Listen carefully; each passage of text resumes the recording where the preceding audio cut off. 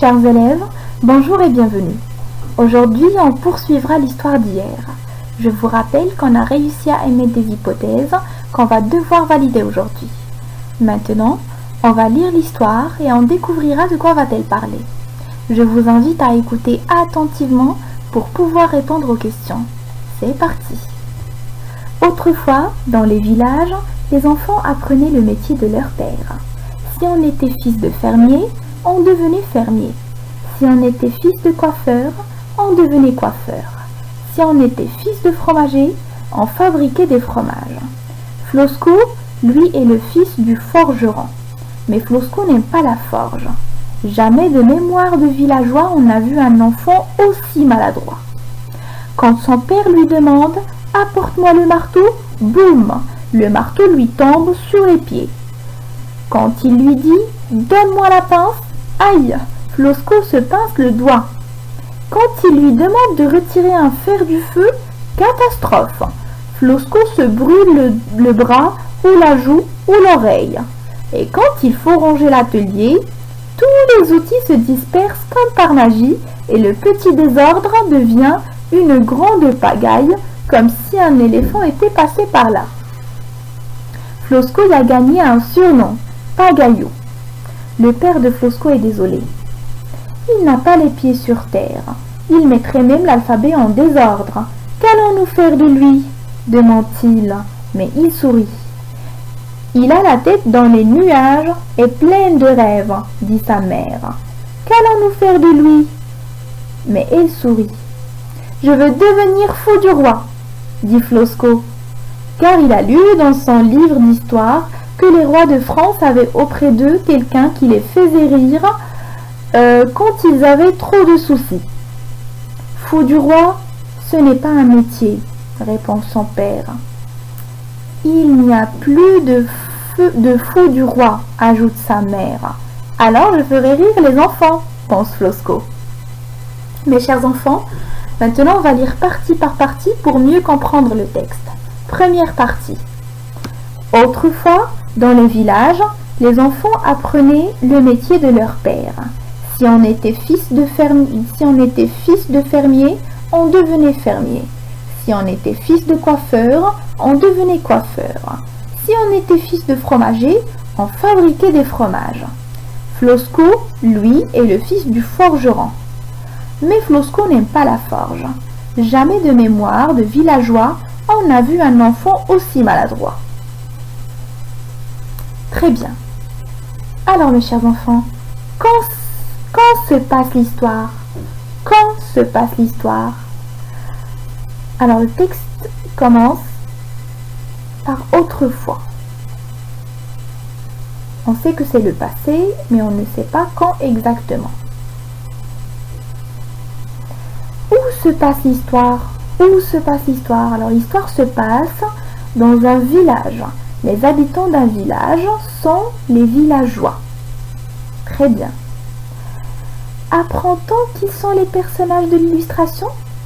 Apprend-on qui sont les personnages de l'illustration? On apprend que le forgeron du village a un fils très maladroit. C'est Flosco. Cela concorde avec l'illustration. Et la femme de l'illustration est donc sans doute la maman de Flosco, l'épouse du forgeron. Très bien mes chers enfants. Alors pourquoi Flosco a-t-il l'air si triste de sa maladresse?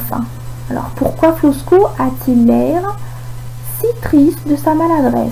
Alors normalement, d'après la tradition, Flosco devrait apprendre le métier de son père, devenir forgeron comme son père.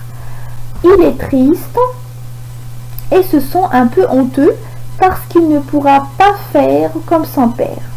Donc il a peur de décevoir sa famille. Très bien. Donc mes chers enfants, maintenant on va lire la deuxième partie du texte.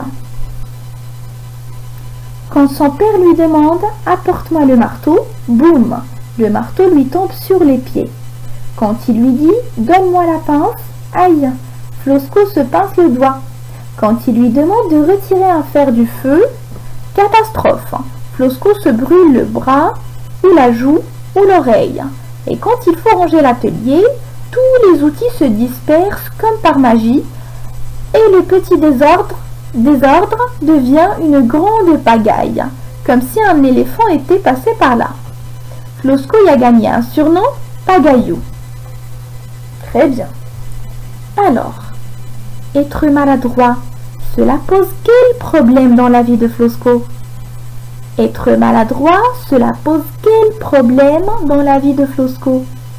Alors, premier problème, c'est dangereux, surtout dans une forge, avec le feu et des outils très lourds. Il n'arrête pas de se blesser et de se faire mal. Second problème, cela met de la pagaille, un grand désordre dans l'atelier, ce qui rend le travail plus difficile. Super. Maintenant, on va passer lire la troisième partie du texte. Donc, le père de Flosco est désolé. Il n'a pas les pieds sur terre. Il mettrait même l'alphabet en désordre. Qu'allons-nous faire de lui? Demande-t-il, mais il sourit. Il a la tête dans les nuages et pleine de rêves, dit sa mère. Qu'allons-nous faire de lui? Mais elle sourit. Alors, les parents de Flosco sont-ils fâchés contre leur enfant? Les parents de Flosco sont-ils fâchés contre leur enfant? Donc le père est désolé. Il regrette parce qu'il comprend que son fils ne sera pas forgeron comme lui.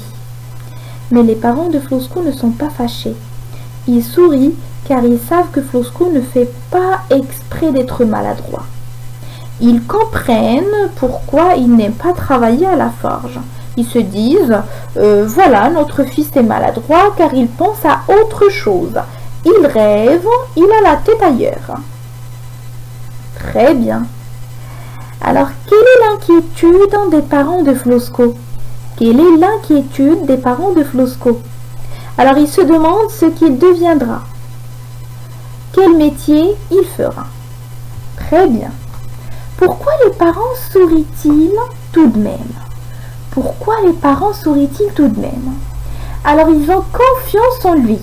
Ils pensent qu'il a des qualités, mais pas celles qu'il faut pour devenir forgeron.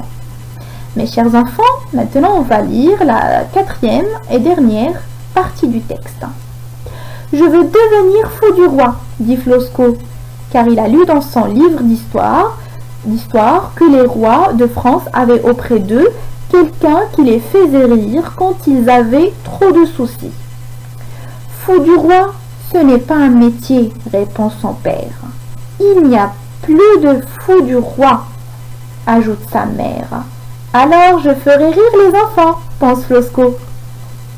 Alors mes chers enfants, pourquoi Flosco ne dit-il pas à sa maman la pensée qu'il vient d'avoir? Alors je ferai rire les enfants. Alors Flosco n'avait jamais clairement pensé cela. Il n'aimait pas la forge, cela c'était clair. Devenir fou du roi, c'était comme un rêve. Faire rire les enfants, cette pensée se forme en lui.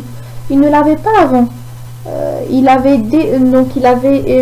découvre en lui quand sa maman lui dit qu'il n'y a plus de fou du roi. Il pense, si je ne peux pas faire rire le roi, je ferai rire les enfants. Super mes chers enfants. Donc maintenant il est temps de faire le point sur le vocabulaire. Je vous présente les outils du forgeron. Un marteau. Donc le marteau est un outil servant par exemple à aplatir un morceau de fer. Un soufflet. Donc le soufflet est un instrument utilisé pour souffler de l'air, notamment pour attiser le foyer d'un feu. L'enclume, ou bien une enclume, est un outil servant à forger les métaux. Comme vous voyez sur l'image, donc ça ressemble à ça. Une pince est un outil ayant pour fonction de pincer quelque chose, c'est-à-dire serrer pour saisir, couper ou déformer. Maintenant, mes chers enfants, on va découvrir ensemble quelques métiers. Le forgeron. Donc, le forgeron est un artisan ou un ouvrier qui travaille le feu au marteau après l'avoir fait chauffer au feu de la forge. Le coiffeur est une personne formée pour couper et entretenir les cheveux. Donc, si on veut couper ou bien entretenir les cheveux, on part chez un coiffeur ou bien une coiffeuse. Le fermier, c'est la personne qui travaille à la ferme. Le boulanger est un spécialiste de la fabrication du pain et de la viennoiserie. Mes chers enfants, j'espère que je me suis fait bien comprendre. Je vous souhaite un très bon courage pour la suite et à la prochaine.